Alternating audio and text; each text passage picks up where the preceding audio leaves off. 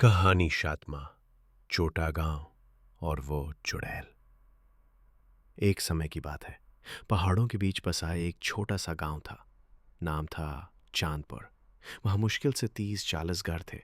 लोग सीधे सादे लेकिन डरे डरे रहते थे।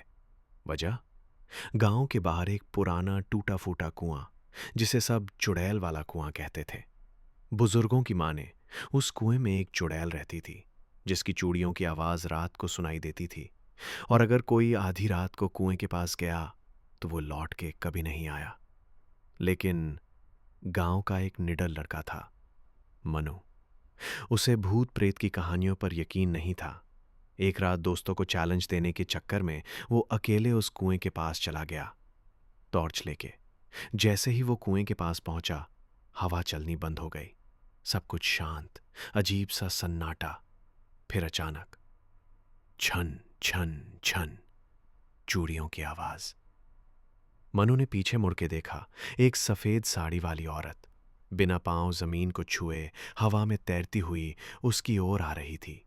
आंखें लाल, बाल बिखरे हुए। मनु की चीख तक नहीं निकल पाई। वो भागा लेकिन पैर जैसे जम गए थे। वो औरत उसके पास आई और बोली, तू डरता नहीं क्या? मनु बोला, डर तो लगता है, लेकिन मैं जानना चाहता हूं कि तू कौन है। चुड़ैल थोड़ी देर चुप रही, फिर कहा, मैं इस गांव की ही एक औरत थी।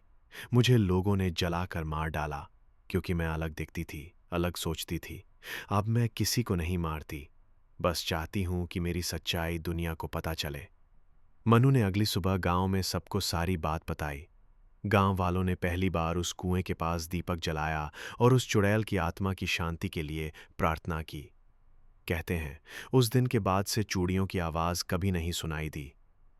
सीख, डर के पीछे अक्सर एक अधूरी कहानी होती है।